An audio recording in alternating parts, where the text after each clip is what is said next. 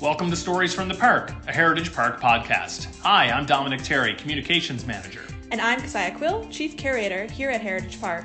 We are located on Treaty 7 land in Calgary, Alberta, a place where visitors come to learn about the history of all those who have gathered here and where Indigenous people proudly share cultural traditions and tell stories about their rich heritage, history, and attachment to the land. In this two-part episode, we're going to explore Black history on the prairies. When Black people came here, where they went, what they worked at, and how they socialized, and talk about the links to Heritage Park's historical village. Our guest is Cheryl Fogo. Cheryl is an author, documentary film director, screenwriter, and playwright.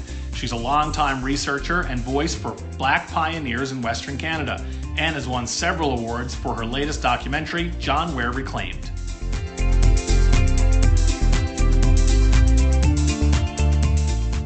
Cheryl, thanks so much for joining us today to chat a little bit about Black history in Southern Alberta. It's a pleasure. So, Cheryl, when we talk about Black history in Western Canada and the prairies, kind of what time period are we talking about? What's the earliest that we started to see Black settlers? Well, a couple of things. One, I tend not to describe Black people who were early arrivals here as settlers. And even into contemporary times, I don't have a word yet to describe our place here, but because almost all people of African descent who were here prior to the mid-60s and 70s arrived in this part of the world as descendants of people who were brought here against their will. We don't think of or describe ourselves as settlers because it's just a different kind of place that we occupy here. And when I say we don't, many of us don't. Some Black people do, claim that title of settler, but it doesn't sit exactly right in my bones. So when I talk about early Black presence here, it goes back to around the same time as European settlers came. So the first recorded presence of Black people on the prairies goes back to the late 1700s and continues into the early 1800s and late 1800s, and then also includes the Black migration of 1910 to Saskatchewan and Alberta, from which I am descended. My ancestors were enslaved in America. We have lost track of our exact provenance from Africa. So we don't know exactly where in Africa we're from. We only know that we were taken from there against our will, brought to North America and enslaved.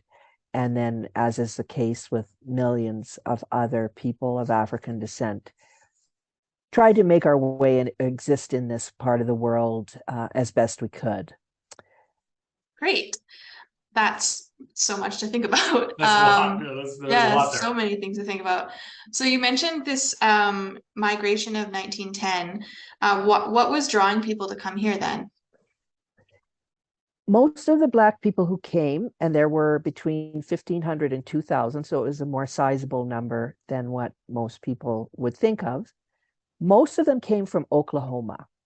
The reason they were in Oklahoma to start with is because Oklahoma was not a state prior to 1907. It was divided into two territories. One was called the Indian Territory and one was called the Western Territory. So people who had been enslaved in the southern US gravitated to the territories because they could own property, vote, had a much more extensive sort of menu of human rights than what they had in the places where they had been enslaved and had been trying to carve out a living after that. So I'm talking Texas, Alabama, Kansas, just South Carolina, North Carolina, all those places. People came from those states and went to Oklahoma before it was Oklahoma. When it became Oklahoma, they began to experience a level of violence and brutality that was unprecedented even in their lives. When the state of Oklahoma was formed, Black people living there began to experience really unprecedented violence, and they lost all those rights that they went there for in the first place. At exactly the same time, the Canadian government was advertising in Southern newspapers for American farmers to come up to the prairies. The Canadian government had a colonial project in mind to clear the land of the Indigenous people, move them off of the land and into the reserves, and to, for lack of a better term, they wanted to fill up that space with other people for a variety of reasons. Now, they did not have Black people in mind, but Black people started paying close attention to those advertisements that they were seeing because of the brutality that they were experiencing in Oklahoma. It really became quite an unlivable situation. So these advertisements caught the attention of African American farmers and their families, and many of them were very spiritual people. They were religious people who believed that there was a place for them in the world, that God had a place for them, that there was a promised land somewhere. And they saw the juxtaposition of those two events, the formation of the state of Oklahoma and these advertisements they were seeing from Canada, as a kind of a sign.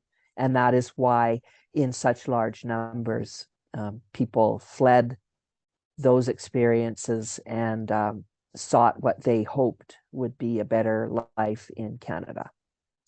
So you say that the Canadian government didn't have Black people in mind to come here. Were there barriers for them to come here, unlike there would have been for, say, white European settlers or people from Eastern Canada to move out this way? Absolutely, there were barriers. Immediately upon the arrival of people in numbers larger than one or two, the government took notice, the people at the borders took notice, and there was an immediate outcry against their arrival. So between 1910 and 1912, that was the sort of the largest numbers of people that came. By the time 1912 rolled around, the Canadian government, in collaboration with other institutions, stopped that migration. And it was probably another 50 to 60 years before larger numbers of Black people started to come here again, because immigration laws had started to look at whether you could actually discriminate against people based on their race or skin color. So it was really sad. They had hoped to build a society that would allow them to use all their talents and make contributions and be safe, live in safety, educate their children, be able to live on the land. And the numbers just, they were not able to have the subsequent waves of immigration that would have helped to build communities that other white European communities were able to build when they came in that same sort of migration, but then had subsequent waves. Their friends and family kept coming and building larger communities that are still active and thriving today. But we don't have that because beginning with an order in council that was drawn up by Wilfrid Laurier's government in 1911, it's called the Deemed Unsuitable document, in which they describe people of African descent as not being suitable, essentially not being desired. That immigration was, they used a whole bunch of different kinds of tricks and ways to quell that migration. So that's unfortunate. Fascinating. We're going to go a little bit further back from 1910. You are someone who knows a lot about John Ware and have studied his history extensively. So we were kind of wondering if you could tell us a bit more about who might have worked with John Ware, the cowboy, and if there were certain challenges that he would have faced. Did other Black cowboys join him? Tell us a little bit more about his experiences. Sure, I'm happy to. Just, for listeners who don't know who John Ware was, he was a Black cowboy who arrived in 1882 in what we now call southern Alberta. It was not Alberta yet at that time, on the first big cattle drive that came up into the region. And he stayed for the rest of his life. He died in 1905, but he lived in Alberta for the rest of his life. Yes, there were other Black cowboys here at the time. There were other Black people who were living here before he came. So some people mistakenly believe John Ware was the first Black person to make his home in southern Alberta. And that's not the case. He was just the most famous, the best known. And there are lots of reasons for that. He was incredibly talented. He was just one of those genius people who can do everything and figure their way out and know how to surround themselves with the right kind of people. He had a lot of challenges of racism, but he also knew how to find allies and to work with those allies to try to keep at bay and keep at a distance some of the more extreme racism and barriers that he would have encountered. There was a Black woman living in Pincher Creek named Annie Saunders, who I believe was probably one of Alberta's first female entrepreneurs, just not one of Alberta's first Black entrepreneurs, but first female entrepreneurs. She had a very active presence in southern Alberta before John Ware came. There were other cowboys. There was a cowboy named Billy Welsh and Green Walters. There was Jim Whitford, Tom and Louis Robinson. There were many. And these are just the ones that I know of who are named. One of the things I would like listeners to understand and visitors to Heritage Park to understand is that the Black presence here is always much larger than what we think it was. And we get these little snippets about people like Green Walters, who was a ranch hand and cook. He was like a roundup cook, fairly well known. He also filed for a homestead not too far from John Ware's Millerville place, but he froze his feet in that first year, and then he left Alberta, and it's kind of hard to trace where he went after that. The numbers were many. Black cowboys were very common. And so I often will read a little snippet about, for example, John Ware was he in Calgary? And he saw a Black man sitting on the step of a building, and he went over and spoke to him and, learned more about his story. And I don't know who that was. It might be someone whose name I have read in a different place and they just weren't named in that instance, but it was not uncommon for Black cowboys and people in other professions to be around in John Ware's time, both before, during, and after.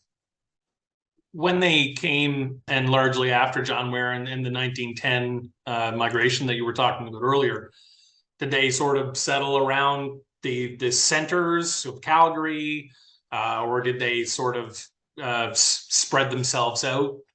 What was where did they go? That's a great question. There were 5 very specific locations that they went. I'm talking now about the Black migration of 1910. They created 4 small Black communities in Alberta and 1 in northern Saskatchewan. And they were very connected to each other, but quite spread apart. So it's really interesting when you travel. I traveled recently to the Keystone Breton area by car, and it's a very long journey by car. And you can only imagine how long it would take people to get there from the other places where their friends and perhaps family members were living, like Amber Valley is east of Athabasca, which is, quite a distance from Keystone Breton. And they remained in very close communication with each other. Now, having said that, many of those people from that migration also went to places that were near to those communities, but not right in them. So there's a place called Paxson, I think is how it's pronounced, not too far from Amber Valley, where some of the Black people lived. But absolutely, to your question, Dominic, did people also go to the major centers? Yes. And I also have learned, the older I get, the more research I do, that they came into already existing Black communities and institutions. So there was a very active community of Black people in Calgary already by 1910, before my ancestors came, called the Colored People's Protective Association. Those were Black people who had been here, for years before my people came up. So the connections to the very early arrivals, the fur traders, the cowboys, various other entrepreneurs, those continued in relationship with people like John Ware and his family, his children. And then my ancestral community was in close community with those people who were in Edmonton and Calgary and Lethbridge. Lethbridge had quite a well-established Black presence as well. Most of the Black communities became connected to the railroads because many Black men found employment on the railroads. But those connections, you can draw the threads and you can see the links between my 1910 ancestral community and those communities going back to the late 1800s, mid 1800s, early 1800s, and late 1700s. So thinking about that tie to the railway, I think that's a natural kind of lead into thinking about Black history at Heritage Park. Right. So there's a number of sites you've identified specifically as having really good links to stories that we can tell here on the park. And then one of those is Shepherd Station. Can you tell us a bit more about that? Yeah, that's a great place to start because Black people traveled up on the trains. So part of the journey of my ancestors took place on trains. They arrived at the train station and border crossing at Emerson, Manitoba. That's one of the places where it was kind of a, if you look at a map, it's kind of a dot from out which Black migration spread across the prairies. And so they would have arrived on trains. And then later on, Black men found employment on CN and CP rails. And there was a history of Black Pullman porters even in the US before they came up. So this was kind of a natural place to seek employment. And because Black people traveled on trains and they knew that they could find Black people at the train stations because they worked there, those train stations became real hubs of Black community. So at Shepherd Station, Shepherd, Alberta, was the place where John Ware's in-laws opened a homestead shortly after they arrived in 1887, I believe is when they came. Or it might have been 1889, but somewhere in there, late 1800s. They set up a homestead at Shepherd, and they would have arrived on the train. So you and I, Keziah, have talked about how Shepherd Station itself, the way it looks on Heritage Park right now, was not what the Lewis family would have seen when they first came. It was a flag stop. There were quite a few flag stops that were railroad stations around Alberta, but that would have been their station. Whenever they had company coming from out east, and that did happen, they had relatives that they left behind in the Toronto and Southern Ontario area from which they had come, they would have arrived at Shepherd Station. John Ware would have visited them originally in Shepherd when they were homesteading there. So although I put Shepherd Station in a kind of what I call Black adjacent history, because I don't have any actual stories where the Lewis family wrote a letter and said, we met Tom at Shepherd Station, or that kind of thing. I don't put it as directly connected to Black history in Heritage Park as I do some of the other locations. I say that, though, with absolute confidence that it is connected to Black history just because of the history of Black people and trains and train stations, and because of the Lewis family connection at Shepherd specifically. There are several other places on the park that are connected to Black history. And as I said early on in our conversation, I would love it if Canadians would begin to understand that Black history has a very long and deep presence, and that there are many places that we know there was direct Black history, and we can talk about some of those. There were other places where there was this kind of Black adjacent history, where I'm confident that Black people would have been, worked, and lived. There's also what I call, in my mind and in my research, presumptive Black history that I hope people begin to take in as part of how they visualize Canada. Because we can assume, if we know that there were Black people living in Vulcan, as we do, we can assume that they visited the Vulcan ice cream parlor, right? And my uncle's family lived in Barons, Alberta for many, many years. We can assume that they played pool at the snooker parlor, even though I don't have stories that I can share yet, where I can say, oh yes, my uncle told me they went to play pool that day and X, Y, or Z happened. I want people to understand that you could walk through Heritage Park, and honestly, there is almost no space where you could assume that no Black person has ever been. So my hope through talking on podcasts like this one is to help people know the direct Black history, which we'll talk about, the adjacent Black history, but also be able to walk through those spaces as I do and visualize a Black person sitting in the Vulcan ice cream parlor in 1930, just because our history is so long and deep. It's much, much bigger. Our presence has been much larger than what people have assumed. So I want Black people to walk through Heritage Park and see themselves there. And I want everybody else to walk through Heritage Park and know that we were there. That's my aim.